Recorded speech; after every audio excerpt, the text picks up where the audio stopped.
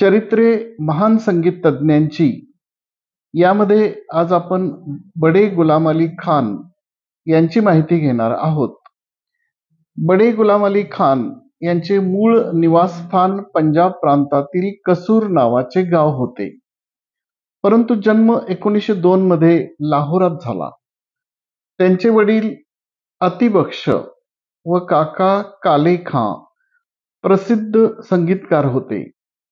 गुलाम अलीचे 3 छोटे भाऊ बरकत अली खान, मुबारक अली खान व अमान अली खान पण श्रेष्ठ कलाकार बनले.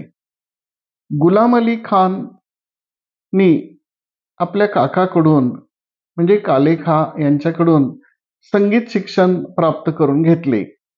घरगुती परिस्थितीमुळे त्यांना सारंगी वादन शिकावे लागले, परंतु गाण्याचा अभ्यास निरंतर चालू राहिला.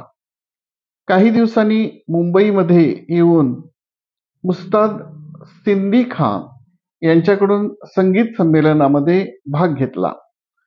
त्यांचे प्रिय वाद्य कानून होते.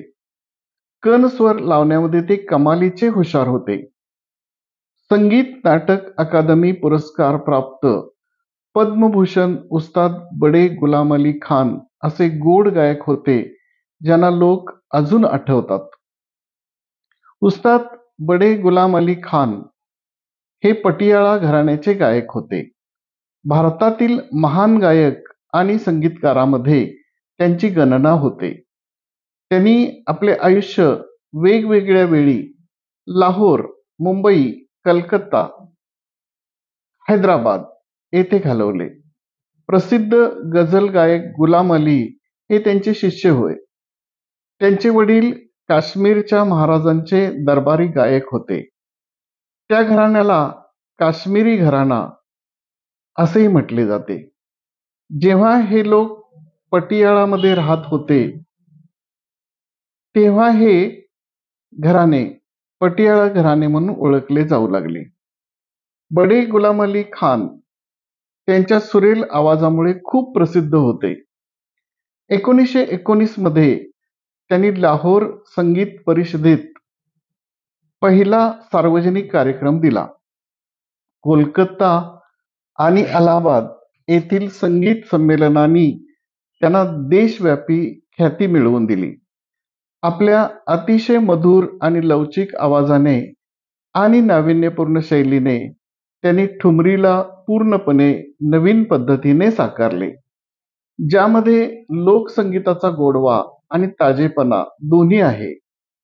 संगीत समीक्षकांच्या मते उस्ताद खान यांनी ठुमरीच्या गाण्याच्या पलीकडे जाऊन त्यांच्या प्रायोगिक संगीतामुळे त्यात एक नवीन ताजेपणा भरला.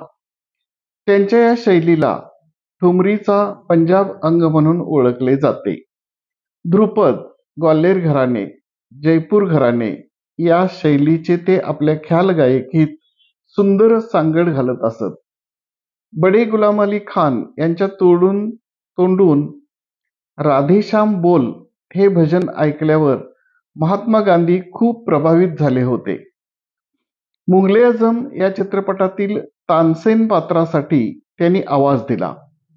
या चित्रपटाचे दिग्दर्शक के आसिफ यांनी त्यांना या गाण्यासाठी 25,000 रुपये दिले. त्यावेळी लता मंगेशकर आणि मोहम्मद रफी यांना एका गाण्याचे 500 रुपयापेक्षा कमी पैसे मिळत होते. बडे गुलाम अली खान हे भारतातील सर्वात करिश्माई आवाजापैकी एक होते.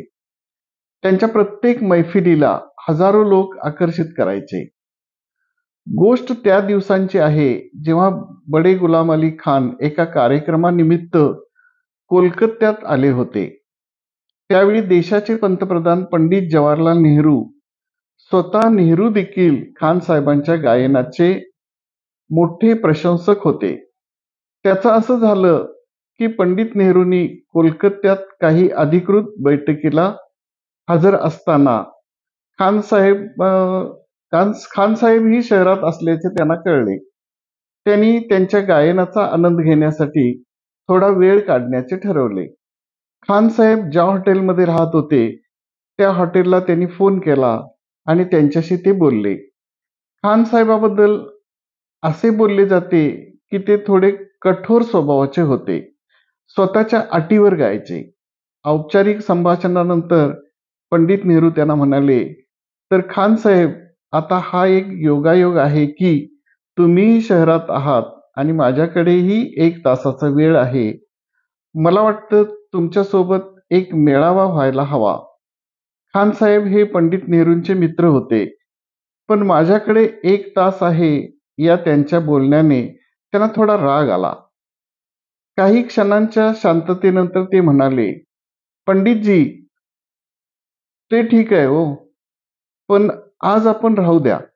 हे ऐकून पंडित नेहरूंनी विचारले, "आज काही अडचण आहे का?" "काय आहे पंडितजी, फक्त 1 तासात माझा घसा गरम होतो." असे होते खान.